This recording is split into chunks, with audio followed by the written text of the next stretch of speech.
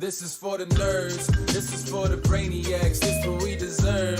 Go ahead and play it back, you ain't gonna touch me, you not gonna do nothing, you are not above me, I bet you wish you was me, I know it, I know. Nerds, this is for the brainiacs, this what we deserve. Go ahead and play it back, I know it, I know.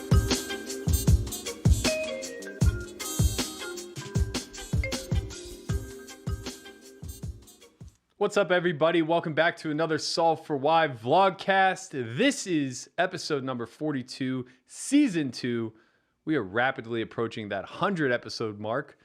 Gonna have a nice little Centurion birthday one of these days.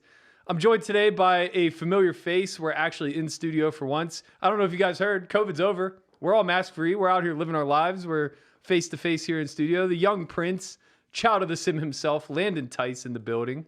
Optionally living our lives. Masks are still optional. That's true. Especially if you're vaccinated. Yeah. I feel like when I cut to you there, we're supposed to hear like some fanfare like out of a video game. Where Yeah, it's like, yeah. Okay, we can cut the fanfare.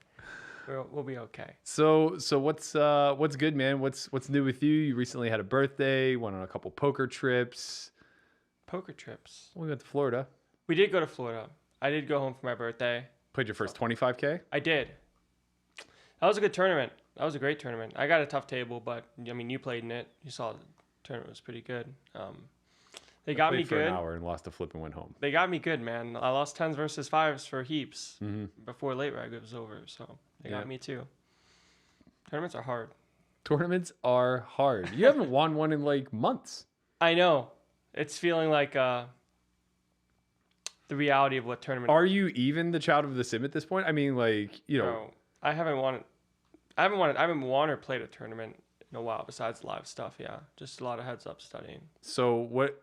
Study aside, what have you been up to? Like, talk to me. What's been going on since you turned the ripe old age of 22 up until I guess current day? Went home. WPT trip was nice. Like, we had poker after dark, and then we had WPT trip. Stayed home for a little bit, saw family. That was nice.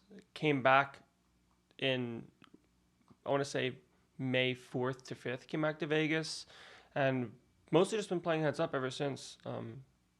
We had a party. We did have Hish a party. had a party. Hish had a party. Hish had a party that I was invited to by being in the house. I'm very remiss right now. Cue the picture. Yeah, oh I yeah, didn't prepare Andre well enough to get the hot girl summer picture up there, but yeah, it's just you. That was your idea, man. With your flowing mane of hair, surrounded by 8 voluptuous women. 8. That's 10's a lot, man. I don't want to oversell it. My apologies. Yeah, So, context for the picture. This was your idea. I just took the picture. Right. Was not my idea. Whose idea was it? It was either. I mean, it was one of the 8. It was either Lynn, Rennell, or one of the other girls. One of the multiple. Yeah. Wanted a piece of the kid on film. You know. Yeah. Maybe a little autograph. No. Have you signed any boobs yet? No. Wow. You haven't quite made it yet. No. Wait till the summer. Wait till the WSOP. Have you? You'll be walking the hall. There it is. Oh my God, there it is. Look at these lovely ladies. What a picture. And Landon. Yeah. Look, I got the S4Y shirt on, man. You are rocking the brand. I do appreciate that for sure. I mean. Speaking of rocking the brand, you're going to be involved in your very first training course, so to speak, with us. We have homeschool starting next Tuesday. I'll be leading week 1. If you guys haven't already checked that out, head over to solve4y.io. You can get more details there, and there's still registration up until next Tuesday. You are leading week 4, which is denoted as Solver Study. AKA Child of the Sim World. Child of the Sim Study. So tell me a little bit about like what your week's going to entail. Yeah, so my week, I think it starts with single raise pots in and out of position, and then 3-bet pots, and then maybe look at some 4-bet pots. I don't think it's like on there, but probably can still do that at some point. Yeah. And then, single raise pots in, and then 3-bet pots and single raise out is kind of the way it's going to be. So what are you hoping to convey like through the sim work? Basically, my sort of hopes and dreams would be to like look at some hands I've played online, and then have some scripts saved, look at some boards that I've played that have some sort of relevance. I guess it's easier to sort of follow along with a hand, because like looking at basic sims isn't really too fun, but like having resources like hands that I've played to go along with it sort of help with that. Yeah. So look through a bunch of stuff like that. Look through different turns on flops, turns, and rivers in different spots for a few hours. Answer any questions regarding like building sims and creating parameters and saving them and running them yourself, so to speak. So like you don't necessarily need someone to run them for you, and try to basically convey all that stuff.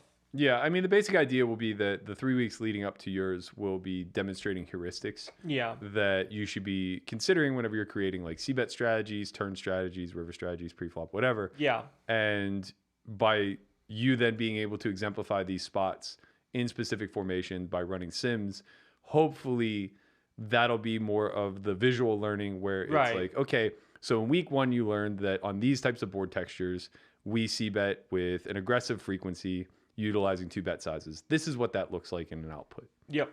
Yeah. And then like talking about some different check raise spots that like having flush draws and gutters is a pretty like broad example of hands that would check raise, but then seeing it sort of in a theoretically balanced sense and then making sort of sense of that is kind of where I'm going with that too. So you're giving away all the goods. As much as I can get in 2 The hours. secret little hacks. This is where they don't check raise enough, so we're going to check raise. Some hacks, Mm-hmm. mostly just looking at balanced outputs and then trying to make sure that whether you don't like hit the frequency itself, because that's very difficult, but like finding the combos that are supposed to be in there sometimes and adding a little bit more spice to A little the overall spice. game. Yeah, we like Some getting a little spice. spicy. Some spice is nice, but Yeah. not over spiced. Okay, I understand. Yeah, you're just seasoned to flavor. Seasoning, yeah. Seasoned to taste, if you will. Yeah, I like that. yeah. So, all right, tell me. We've already touched on this a little bit, but I want to hear a little bit more. Talk to me a little bit about, you're mostly an online guy, but you had a pretty prevalent live experience over the last month, Yeah. playing poker after dark and playing your first 25K. Yeah. I guess talk to me a little bit more about the former than ladder, since you already discussed the 25K. Yeah, it's funny because hand strength feels a lot weaker live than it does online. Which How so? Is, like, I feel like a strong top pair is a lot stronger online than it is live. You know what I mean? Okay. Maybe that's just because, like, when you do face aggression live, most of the time you're going to see the top end of value too much. And online, like, you expect some bluffs to be in the ether. You're also so to speak. probably playing a lot more 200 big blind plus when you're playing live. Yeah. As So opposed to those just- hands sort of shrivel in overall value to some people, like Sure. me, but to you, No, you see ace queen, you're willing to put in 300 big blinds. Well, it's just a matter of how fast can we put all the money in. not Exactly. if all the money's going to go. in Right, or just not. a matter of when.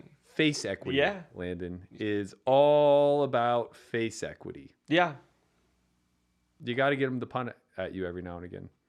by punting yourself Did you? Perhaps. from time to time. Just fighting. I like to call it fighting, You definitely fight. So your first episode of Poker Out After Dark just came out. Yeah. Did you have a chance to watch it yet? I did. That was a good episode. We won a bunch of money in that one. Was it a bunch? Yeah, we stacked Alex. Oh, okay. We got him with King Jack versus Queen Jack. Classic race. Speculative 3-bet call 4-bet, but Wow. 4 bets went in. I 4-bet pre, he called. You 4-bet the King Jack. King Jack suited. People think you're a nit. King Jack suited, man. Wow, that sounds like something the old King timey Jack reg would off, do. I'd probably throw it away. Yeah. I mean, I had hearts, you man. need that 3%. Lucky suit. Oh, the aggressive suit. Yeah. Right. I was Aggressive suit's diamond. I thought it was spades. Diamond. Personally. I'm a diamonds guy. So you Diamonds are cold call forever. with the spades, but you cold for the. I'd probably just cold for all of them. Yeah, I actually. would think so. Yeah, in that lineup for sure. Yeah, especially On the button too. when you know he has the Queen Jack. Yeah. Got him. Yeah. Jack high board. Jack Um, bet jam call. what was the difference between your first appearance and the second? I played less hands in the second episode for Okay. sure.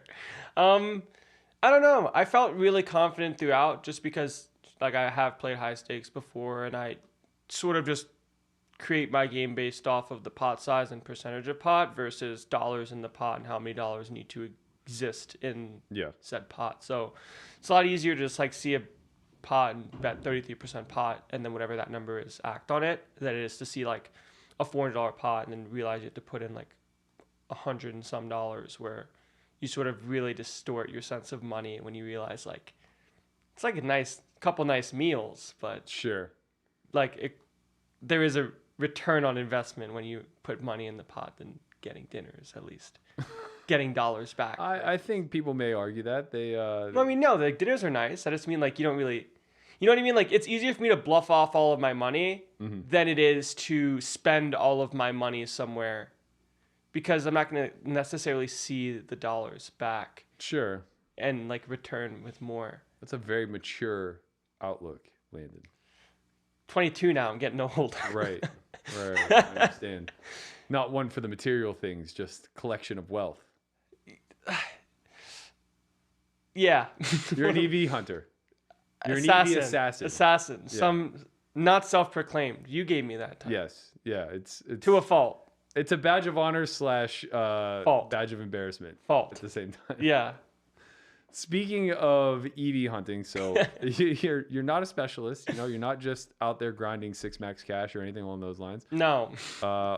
Obviously, you are prepping for a big heads up match. We'll get into that a little bit later. Yeah. But in the meantime, you did travel to Florida to play a 25K as well as a 3,500 main event. Yeah. And now you have a trip on the horizon to play a 25K heads up WPT. I ran deep in that 5K too at the end of the series, but yeah. Oh, yeah. I forgot about that. Would you get 9th? No. No, 19th. Like 18th or something for like 2.5x buy-in. That's right. You swapped to the top. Shannon won. Yeah. We got 5. That's nice. That's how you do it. That is how you do it. Yeah. Little piece. Yeah. A little taste for the Little- kid. Yeah. Yeah. So what's going on with this 25K heads up? Yeah, I really just like kind of learned about it very recently, very like literally this week. To WPT heads up 25K, and it's going to be in Mexico from the 18th to the 22nd of June. Should be a 5-day tournament, and it's bracket style. Best 2 out of 3 is the format. And then there's some legends in there, like Ivy's in there, Dwan's in there. There it is.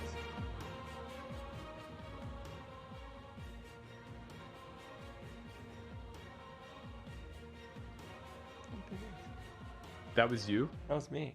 Wow. You look Swedish. I know. They really It was with the white jacket plus the. they really I got the tightened up headband. Yeah. Yeah. The But- lion's mane. Yeah. We had to put that away for the promo. Well, I sort of did that. It wasn't really mandatory or anything like that. Right. Sure. Yeah. Yeah, they really cleaned it up. Yeah. Where in Mexico is this going to take place? Cabo San Lucas. That's nice. Yeah. A little vacay for the kid. I gotta get my passport still. Okay. We, unfortunately, won't be joining you because we'll be running an academy that weekend. Oh, really? Yeah. So, unfortunately, you won't be able to join us for that. But I think it's, June 18th? 18th to the 22nd. Yeah. So, we're going to do an academy. Breaking news, by the way. We're just announcing this now. But Cue the fanfare. Dun, dun, dun, dun. We're alert. We're going to be the running red our first siren. live academy in over a year. Probably, I think last February was the last time we ran one. So, year Wow. Year and a 4 months half, or so? maybe. Yeah. It's going to be June 18th to the 20th. There are still a couple of seats remaining. So, anybody who would like to attend, please acquire within. You can email us at applications@solve4yacademy.com. And then we are going to film the next season of Poker Out Loud that following week. So I think it's going to be the 21st through the 24th. And we're going to do a YouTube season and subsite season again. Same thing. Yeah, not sure. Any ideas yet for the YouTube season? Yeah, we're looking at influencers from other Walks of spaces, if you will. Walks of life. You put us in touch with your good friend Frosty, Yeah. who's big in the gaming world. He is. So I've spoken with him. He's Nice. all in, wants to do it. Perfect. So we're going to try to find some other collaborations, people with platforms, in other spheres. Have some chess streamers, maybe some video Maybe some gamers, athletes, maybe some some fitness gurus. I mean, poker's people every like man's poker. game, you know. People do like poker. Yeah. I'm gonna try to reach to the outside ends of my network and see who with a I platform can make some we- conversation. Yeah. Okay, I like this. Yeah. And then for the season, I'm gonna keep it under wraps for now because there's 2 ideas I'm kicking around. I'm not sure which one's gonna come to fruition, so I don't Okay. want to throw a Don't sport want out to. there. Yeah. But you'll definitely see some new faces. We'll introduce you to one of them next week for sure. And hopefully Chin's going to be back in the arena. I think there are rumors floating around that the young man is going to come from his hiatus in the Google basement that he's been living in for the last 6 months. They're going to let him out? I heard they're going to let him out. I heard that they're going to let him see the light of day. Yeah. And he's going to return to Vegas with an authority. He wants to come and wreck some heads in Poker Out Loud. I think we're on an odd or an even number season, so Is that when he wins? that's when he wins. That's when he gets to win? Yeah, he wins season 2, 4, and hopefully now 6. Yeah. He got wrecked in 1 and 3, and then just sat out 5 because he knew it wasn't his time. Yeah, that was my time. Yeah. Well, was it? Yeah, I won. Did you? I think I won them. Yeah, I was the big winner. Were you? Yeah. No. Yeah, who was? I mean, I won. I think I won more than you. Maybe. You did cool me off. I did. Pretty. I don't know fucking tough. I don't know if that came out yet though. It didn't. Chris cools me off too, but Yeah, see that's what I'm saying is you but had I was all up the 10 chips. buy-ins, so it's You okay. had all the chips, but then Sure. I gave a couple. some downfall. Yeah, a couple boat over boats where I gave back some chips.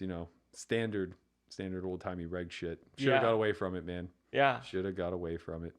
But yeah, it's funny that I didn't really necessarily realize how many people outside of poker that were like famous is the wrong word, but like have a platform, and in some cases famous is the right word, where like they do play poker and people like playing poker and are just kind of not secret about it, but like there's no real platform to really promote poker because most of their following and fan base don't follow them because of poker things, and it's just like a hobby or a pastime that something that they really enjoy.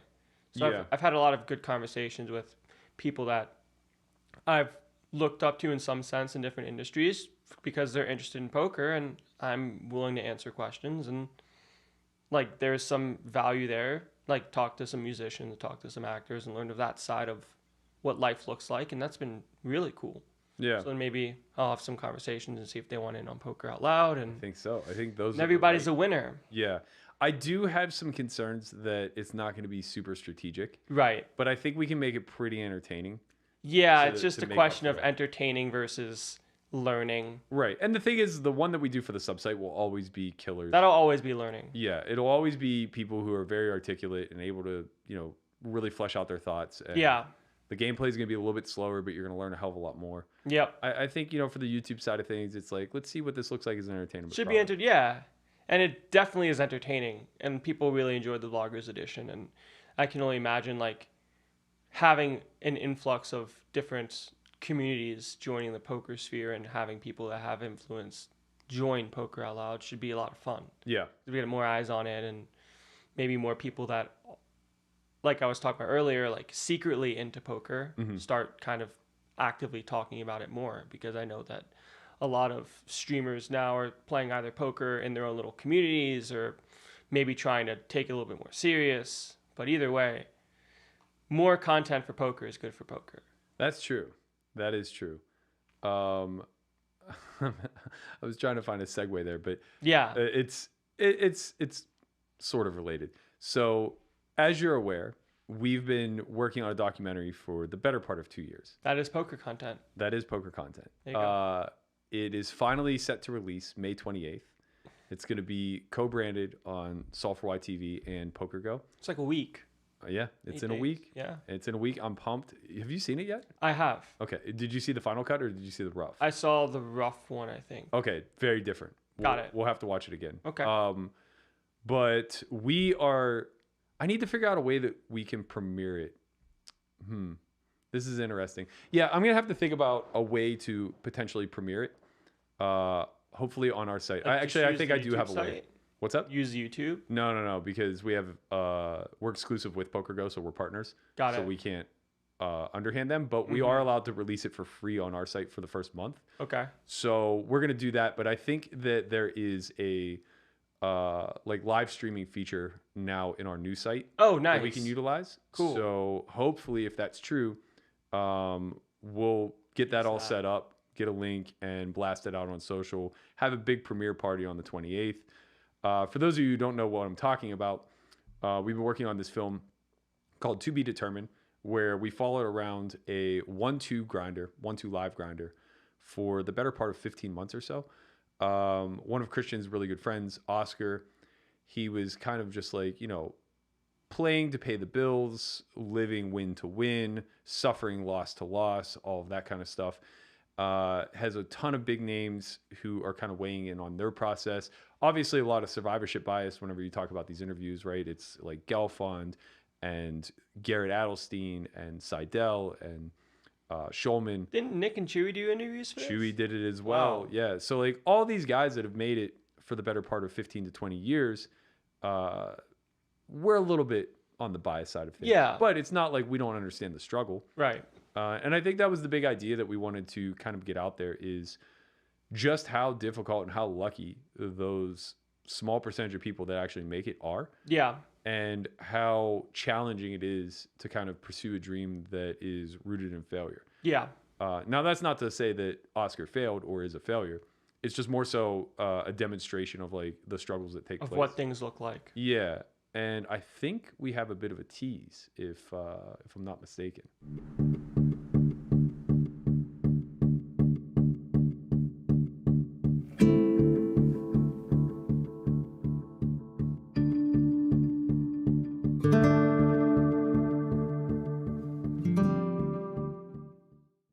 He still is enamored by the idea that he can play when he wants. He's not working a 9-to-5. He's sitting down in a 9-person arena and competing. But the irony is that in order to capture that freedom, you have to develop a skill set. Otherwise, you are victimized to precisely a 9-to-5 approach towards the game where you're just pumping in hours and waiting and waiting and waiting. I feel like I'm struggling to understand the game every time I sit down. It's not a job where you can just show up and play the way you've been playing and assume that things will go well. Got there. Obviously, we know all flushes got there. What exactly are we trying to extract value from? People don't recognize how much work and how much open-mindedness you need to develop as a poker player. A lot of it is observation and trying to figure out what the best players are doing and how the game is changing. To me, it seems very difficult to have an overly large ego and play poker because it's such a humbling game. There's many forms of success, but if you're really serious about playing poker, your pursuits should probably be how to play the hands and just keeping your head screwed on straight, not waiting for the anvil of money to kind of fall out of the sky.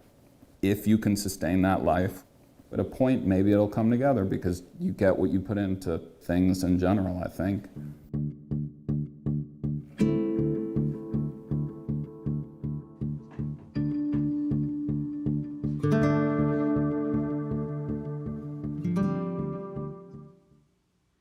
So that's a quick sneak preview of To Be Determined. I kind of want to pick your brain a little bit about what this would have looked like if we did To Be Determined 2, the Child of the Sim version. Yeah. I'm kind of remiss that we didn't really capture the opportunity when you first like came out to Vegas. Obviously, it would have been tough. Like we don't have our film crew living here with us. No, it would have been extremely tough. And I was just playing tournaments. Yeah, you're so boring. Like I'm very boring outside of poker.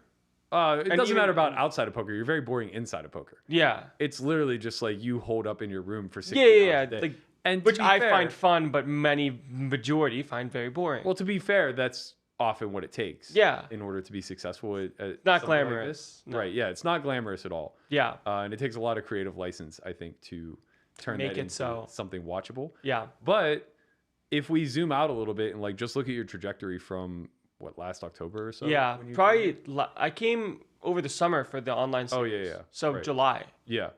Yeah. So from a little under a year. Yeah. When you came here, you were playing Dust. Yeah, I was playing 2-5 online. Yeah. And like some shot taking of 5-10 and Right. Yeah. And not even on your own, right? no, it's still on stake. Yeah. So, effectively you're playing like you're playing those stakes for real, but Sure. like as far as monetary value to you goes, you're playing like maybe half those stakes. Correct. Something of that nature. Yeah. So yeah, it wasn't like you were rolling in it. No. suddenly a year later, you have 6 figures of liquidity available to you at all times. You've made close to that much for yourself in that short window. Yeah. You've challenged a billionaire to play nosebleeds. I won a tournament. You won a tournament. Wow. I mean, I won many tournaments, actually. Yeah. Yeah. You know, you can't script this stuff. And a lot of it is short-term variance in the sense course. that you could have been the best player in the world and just been beaten to your knees. Yeah, I could have got wrecked.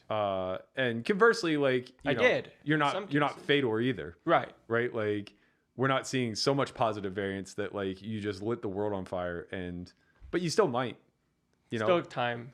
I mean, if I recall, like Fedor's run was like year 5 or 6 of his actual career. You know, it wasn't 4, like 5, 6. Yeah, it's just that's when we knew him to become the prince. Right. Where for you, like we're kind of getting to put you under a microscope from day Yeah, one. this is like year almost 2 at this point of like doing something. Right. Everything else. But also like you took to the public very early. Yeah. Like he wasn't out there. Right, he was right, grinding right. The hot 11. Right. It wasn't like he was a big no name. Yeah, I was posting graphs and stuff of micro stakes when I first even started playing. Because I even remember I made like a second Twitter for a short amount of time just for like strictly poker results and stuff that I had like of the months of playing 1-2 Zoom online and 2-5 and sort of having that. And then I sort of realized like it wasn't really that important. If I wanted to like kind of publicly like show some stuff from there, I just kind of do that, and not managing 2 Twitters, but having them was kind of irrelevant.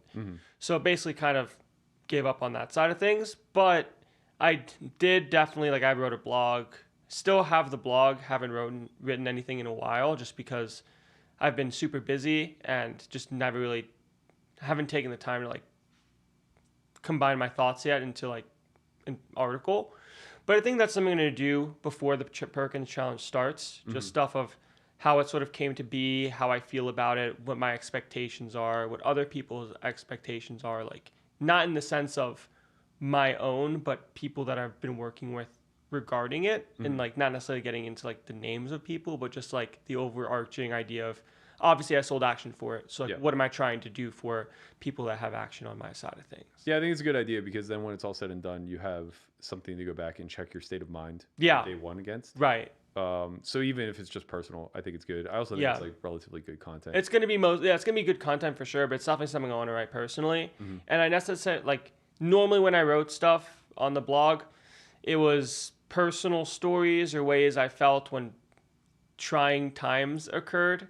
Like I remember you were going emotional. on like like when I had emotional things to speak about. But as of recent, there hasn't been that much emotional wavering going on because a lot of it's just been very methodical. Okay, you're gonna wake up, you're gonna play today, you're gonna wake up, you're gonna study, you're gonna basically just live that lifestyle for the next few months, and not much there to talk about, and at least actively. But looking at what the process looks like could be something that's a lot more interesting than writing about how I woke up and played heads up today and went to bed. And then I woke up the next day and played more heads up. So to elaborate on that, if you were able to script, produce, direct the to be determined 2 version of what you're about to head into, like what would that look like? I think just in the sense of like the heads up challenge, or just everything like how you up got to this here. point. Well, how you got to here, and then what the trajectory looks like moving forward. Yeah, I think I would start with when I was playing micros, when I started with talking to my mom on the phone in college, saying that I was going to take a break from school, have that conversation where my mom gave me 6 months, have some footage of things of when I was playing 10. I was playing 10 cent, 20 cent back then, playing online, not really leaving my room, kind of doing the same thing now, but a lot more hours then and way less balance. Didn't really have many friends to really talk to or anything like that, but more to show the process of what it looked like then, and then like slowly sort of go into my little streaming stint when I did stream solver reviews a bunch, stream some 1-2 and 2-5 a little bit, and then sort of get into a little bit of the conversations I've had with Nick and Chewy when I first started learning about tournaments and like some 6 max strategy things, and then sort of, I guess, have the film of me coming out to Vegas and then like meeting you for the first time and staying at the office. But where's the human interest story, Landon? The I human want to interest. know.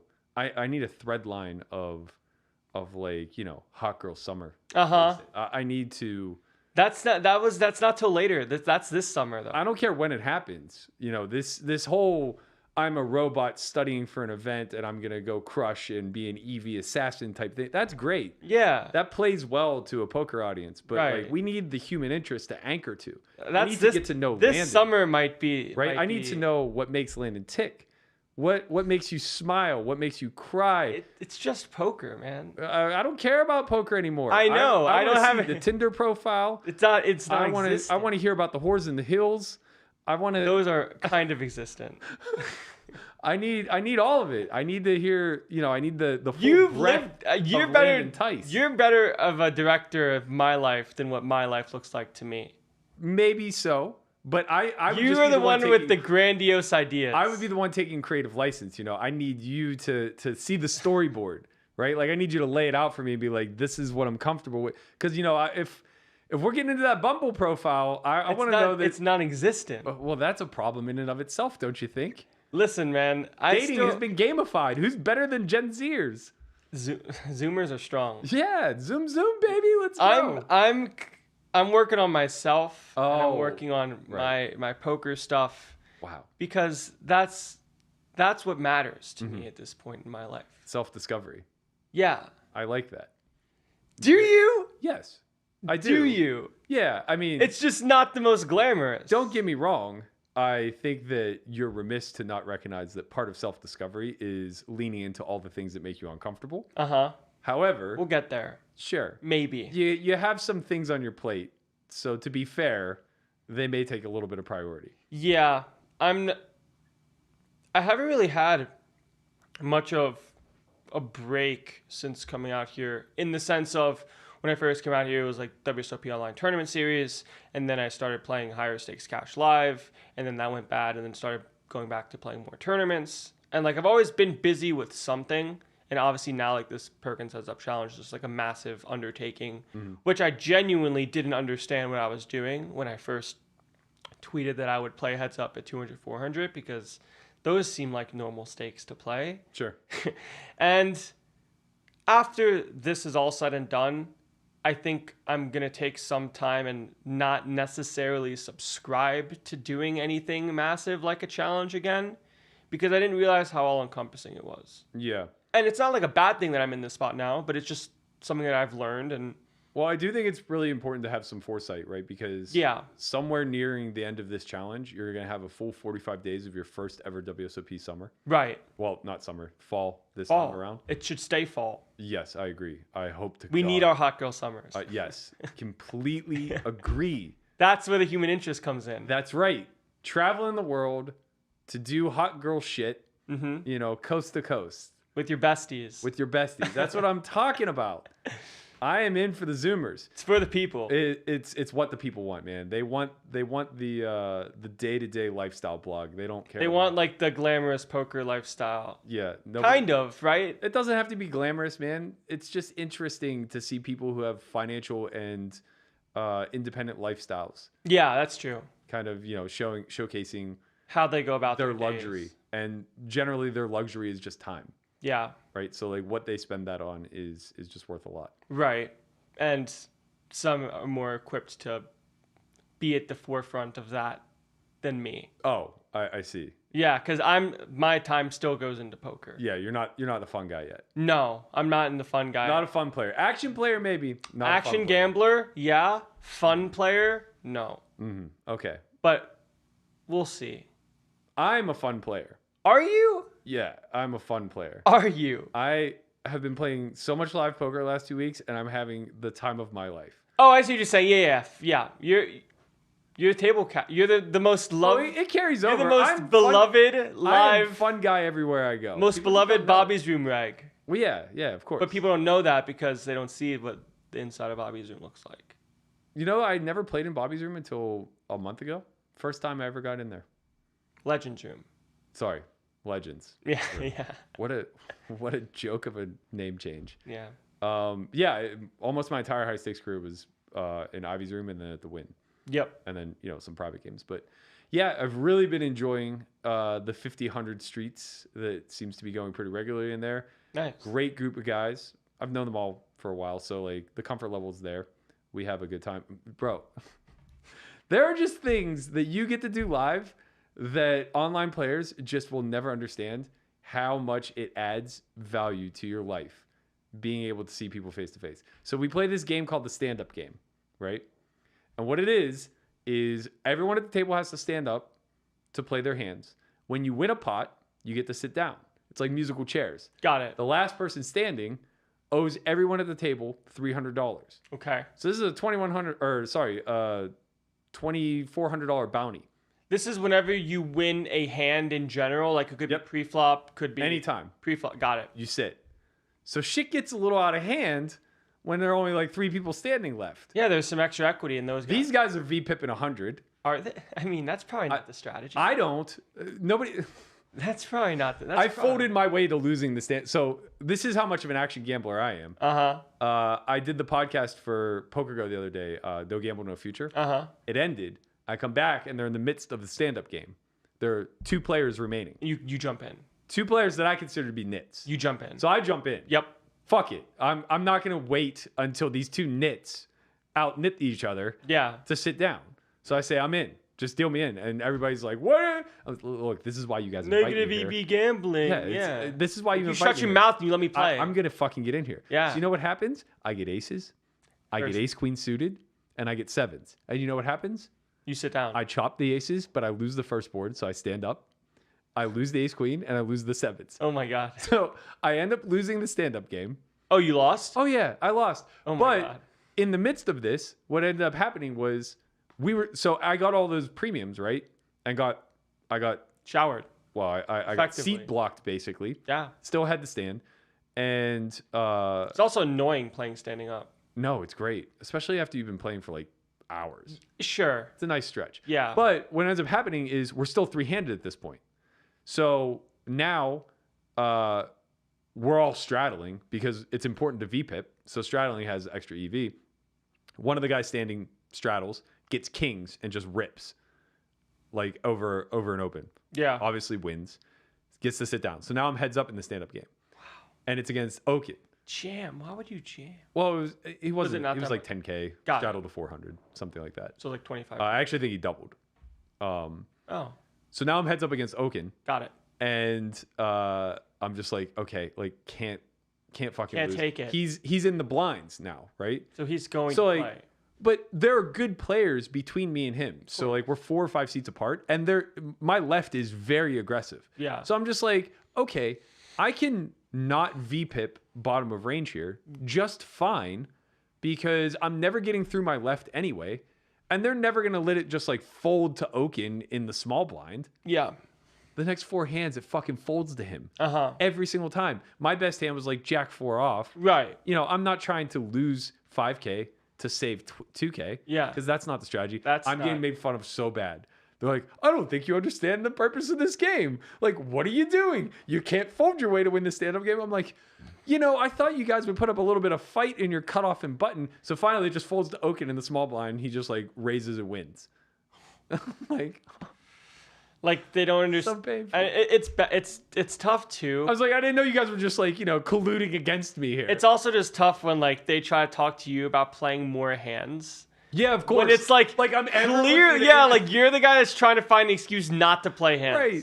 Like I'm looking at 7-6 off and just bucking. Yeah, exactly. There was a spot where I was the straddle of 400. The closest spot you probably have was like 10-6 off from under the gun, and you were like, almost. No, not even. Not even. But there was a spot where I was the 400 straddle. Yeah. And it went 2K open by somebody standing, call by somebody standing, and I had 9-8 offsuit in the big blind. 3-bet. No, I just folded because like they have good hands. Like, yes, they're still standing, but these aren't guys that are like really opening up. Right. Range. They're not trying to win the stand-up. Yeah. Or sorry. It was only one guy standing and one guy sitting. Yeah. So it's not like I'm hurting myself all that much. Like the out of position player could just win, and everybody was just like blown away that I'm not completing that. I'm like, live poker. They need to make this a standard game. It's amazing, man. You should see what happens. 5, 10 stand up. Bro, people just go ape shit crazy whenever like They're close to being. yeah, or Done. honestly, Yeah. even sometimes early. Like They just sometimes wanna get out. early, they'll just Yeah. like start 3-betting just like range. Right. And it's just like, okay, the 7 deuce game's on and the stand-up game's Oh, on. the 7 deuce game and the stand up Yeah, game? and you're gonna just start randomly 3-betting when I haven't seen you 3-bet in 3 days. 4. Yeah. King Jack off, 4-bet. Let's Yeah. go. Get Yeah. out of here. Hit the showers, kid. Yeah. Yeah, it's a ton of fun. I've been having a blast. This group is like, they're amazing to play with. They're a ton of fun. The games have been incredibly good. Yeah. Poker's back. Live poker's back. Mask free. Mask free, plexiglass free. Plexiglass is gone. Showered. Wow. We're in these streets, baby. These streets are lined with gold. What is it? I feel like it's from a movie. It might be. I don't know. It feels it's got that movie feel. Yeah, it very well could be. All right, let's end on a little preview of what's going on as far as like things with you and Perkins. What can you catch us up on detailed wise? What does the schedule look like? What are you playing on? What site? What stakes? Sure. How many hours a day? How often? Just give me your study routine. Yeah. Tell me what you ate for breakfast. Do you floss before you start? I want to hear it all. Didn't eat breakfast. Did not floss yet. But we are playing 200, 400. Okay. Still giving him 9 big blinds per 100. Wow, I couldn't get out of that, huh? No. Man. Playing the entire challenge effectively. I'm assuming so there's a buyout clause like halfway through for the loser based off of the big blinds per 100. So basically halfway through he would get 360k. So if I'm up 380 so I'm like In theory, winning, yeah. so I'm winning small and he still wants to quit, which I highly doubt would happen. He would then get paid the 360, I would win the 20, and then he'd also pay the side bet that we have at 200k at 1-to-1. Right. So we would effectively win pretty small. Like we win like 5 Sure. and a half buy-ins. Yeah. But after the spot, obviously like not the worst result. And, Yeah. But not the best either. So I think it's going to be one of those things where I don't think that my side, unless the ship has completely sailed and just get absolutely smashed, we're probably not going to stop halfway through. Bill's probably not going to want to stop halfway through. And Is it only the halfway point? Or it's is only, it any time after I think the it's halfway only the halfway point at the moment, but I'm sure there's some leniency there. Yeah. And then those conversations will happen like as needed, I guess. Obviously, if things need to happen. Do you guys have an arbiter? Yeah, I think Heralibus Okay. is arbitrating. And we had an agreement that if 75% of the hands, so 15,000 of them, don't end up getting played before the live WSOP, then Perkins free rolls our side like 100k, so like 2.5 buy-ins. Okay, So that's nothing insane, but also something reasonable, which is also arbitrated because obviously if he wants to play and I'm not around, he's not going to be penalized for that. Right. But if I am willing to play on literally most days, kind of effectively on call, and we don't get it somewhat fulfilled, then it'll just go to an arbitrator, which would be Heralibus, and whatever he says in that case would be the ruling, which I'm sure would be fair. You are going to be on that hot girl summer shit. Yeah, but there's always time for poker during hot girl summer. Okay. I've made it very clear to the fellow hot girls that I see. yeah. Right. But yeah, so 9 big blinds, still have that spot, 20,000 hands, and then going to take a break for the live WSOP, and then should be finishing the challenge if it gets to that point. If it's not just already done, then after the WSOP is over. And then session-wise, probably in our definition of a short session would be like 2 hours. And then I'm sure there's at some point I can sort of decide to stop when I want to, and he can decide to stop when he wants to. How many sessions do you think this is going to take to finish? Based off of our math and based off, it's probably 2 tables online. You can probably play about 200 hands an hour. So if you divide that by 20,000, it should be 100 hours. So it should be, if we're only playing short sessions, obviously it might take 50. But if some days it goes longer, it's probably going to be somewhere between 30 and the 40 range. Yeah, I think 30 is a pretty So safe probably 30 to 40 sessions of some action gambling will take place. So looking forward to it. Starts in like 2 weeks. Feeling good. It's good. Feeling good. We're gonna check back in with you after your first match. Yeah. Have you on? Yeah. Maybe hear how it went, like what adjustments you're going through and things like that. Yeah. Talk to me a little bit about.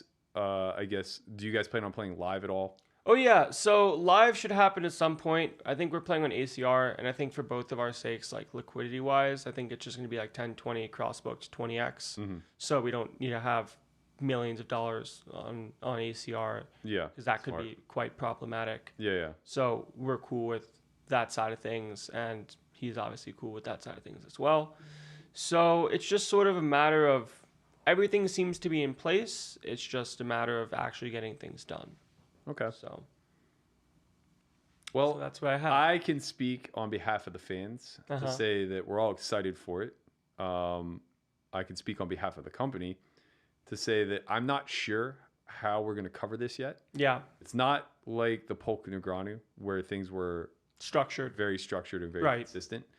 I do think that we will probably do some streams. It's just more of a matter of how much notice can we get? Right, exactly. Like maybe having some sort of scheduling, not scheduling, but like the week before playing. Even just like, honestly, even if like it's a day just of, like the day before. before. Yeah. Day of is just like so hard to execute Exactly. for all parties involved. Yeah. But yeah, if you guys get to a point where Like what is you're it look making like this decisions week? 24 hours in advance, Yep.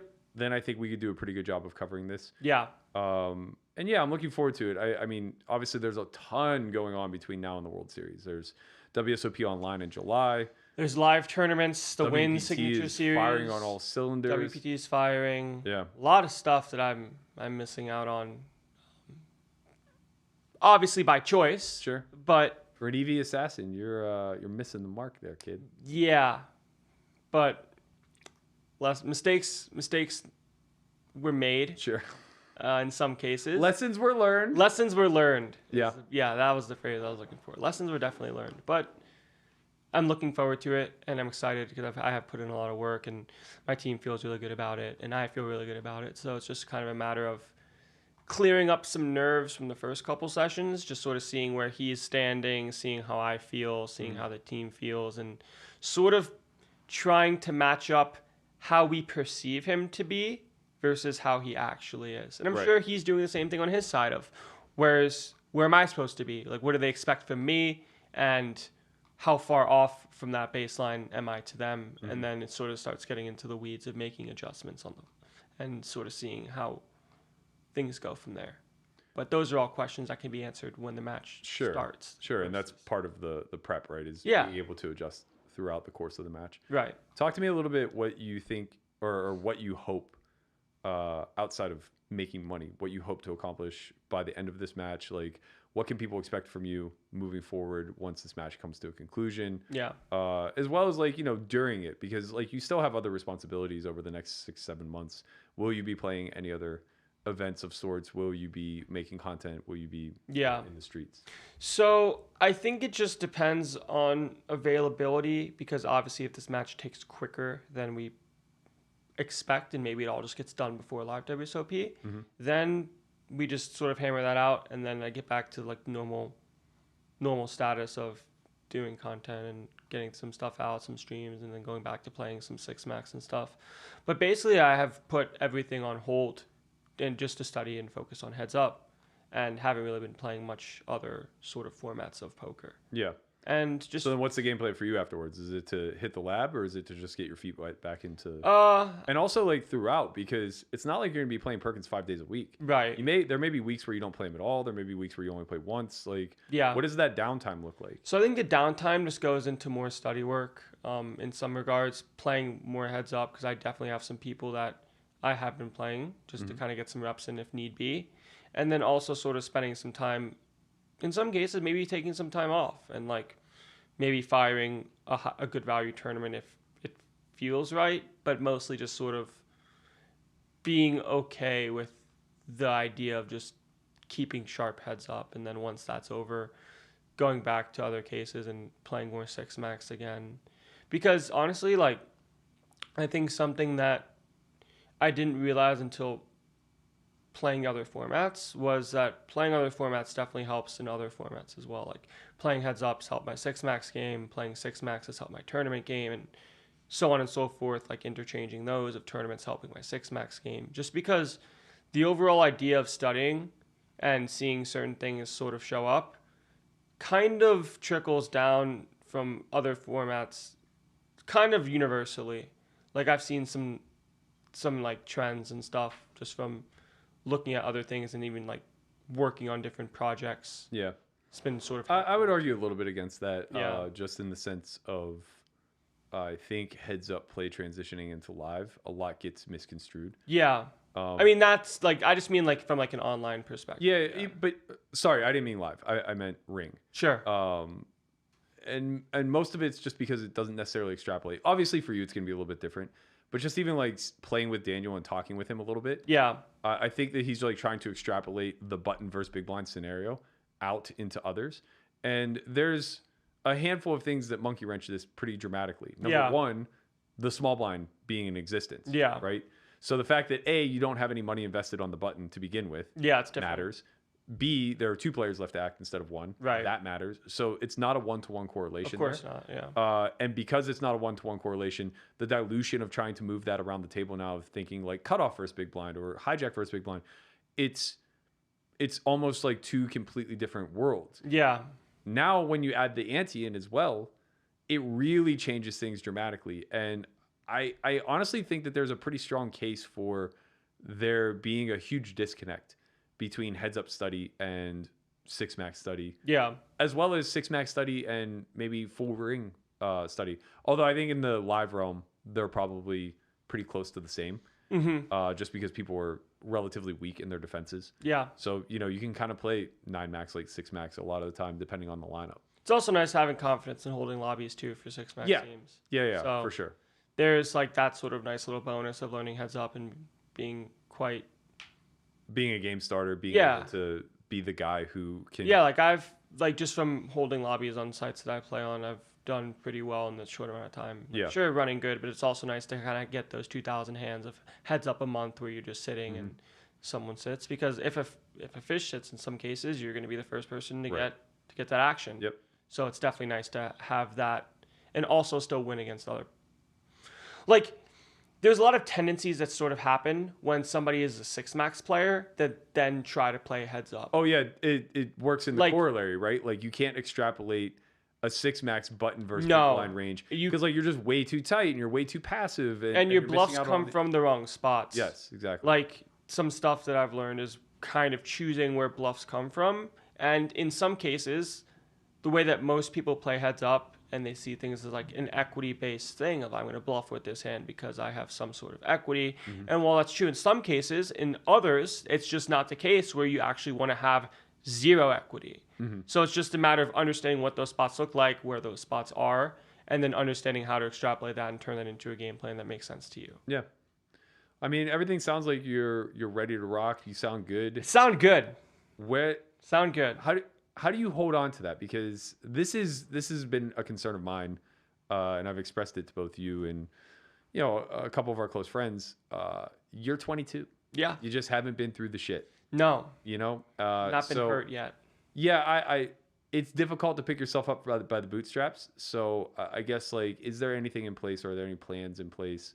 Any insurance, if you will, for just sheer and utter sadness setting in or suffering through a 10 to 15 buy-in downswing? Because this isn't a place where you get to hide. No. If you go on a 15 buy-in downswing, you have to find a way to play again the next day. Yep.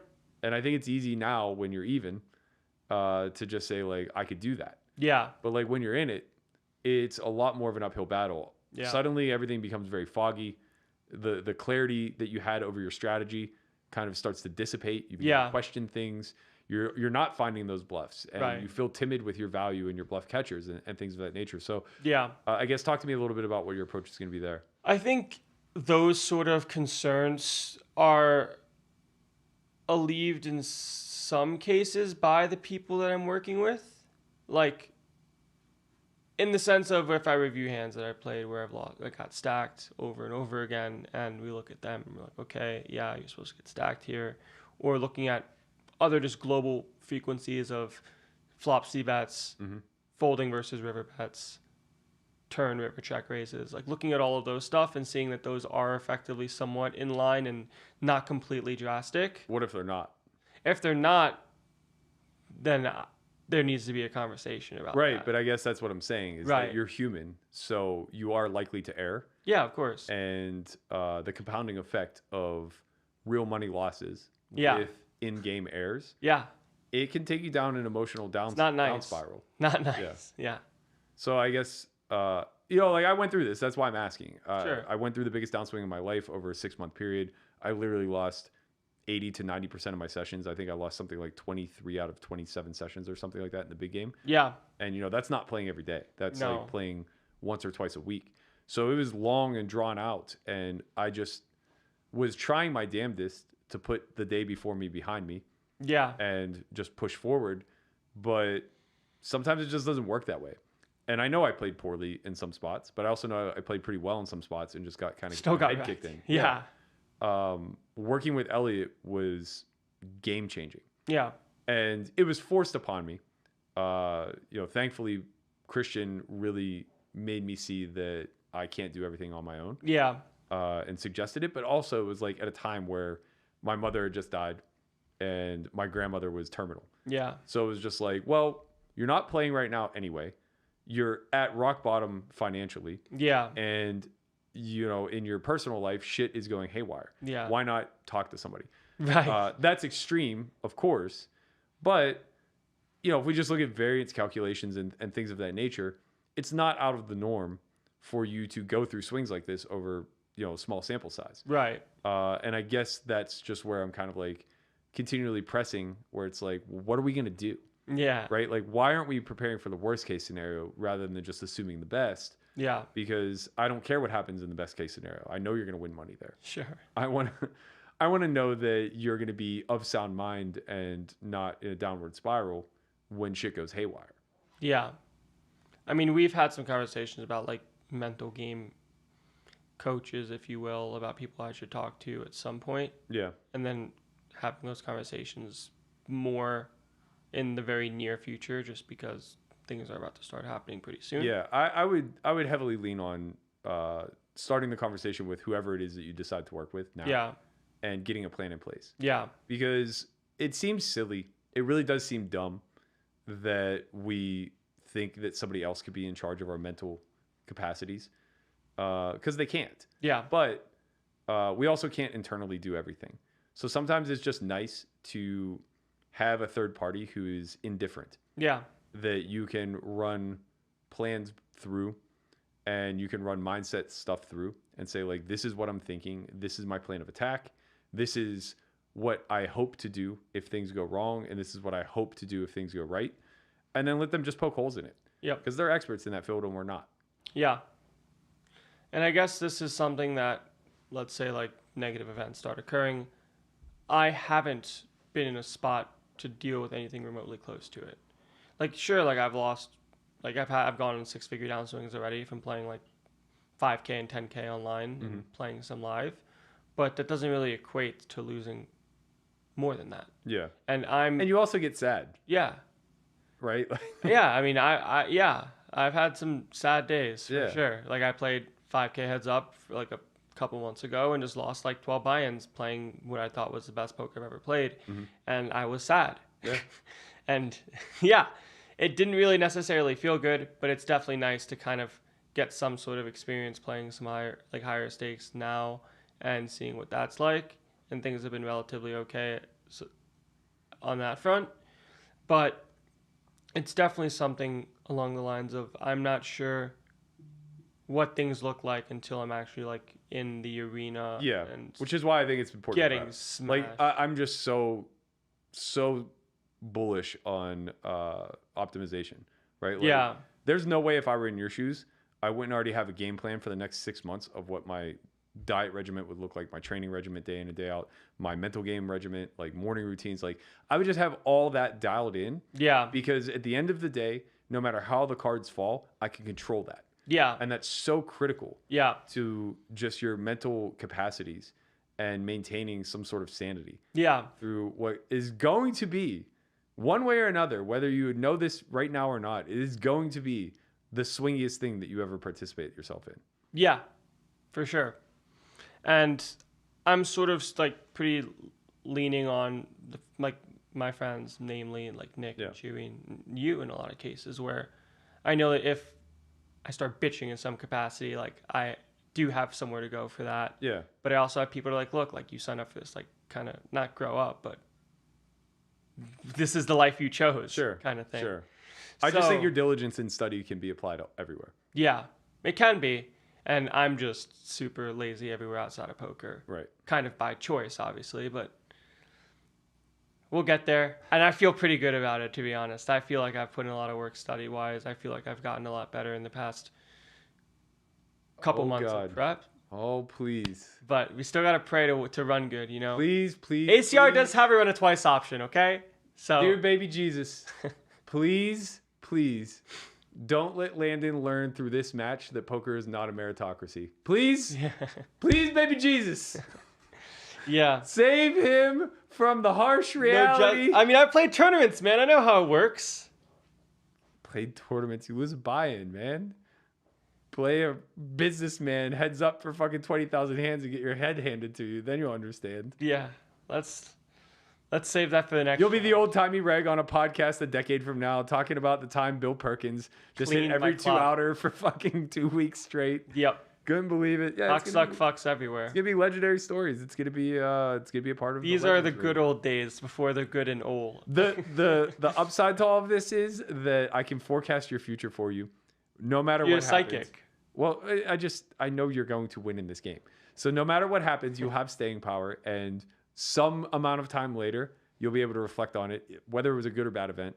I mean, it's going to be a good event regardless of what happens, but it could be much worse. It could be a bloodbath. I mean, yeah, sure. But I mean, like, honestly, like, regardless of what happens, I feel good that the event is happening. Like, yes. I can take solace in Assuming you're not, like, in a coma in the poker hospital when Correct. it's all said and done. Yeah. Which is the only thing Perkins wants out of this match, for what it's worth. If I ask him this exact same line of questioning, money doesn't even ever enter his mouth. For him, he likes me. Sure. So it's doesn't not, mean he doesn't want to see you in the hospital. he wants to see the backers in the hospital. Yeah, he but wants for us me to be in the hospital, you have to be dead.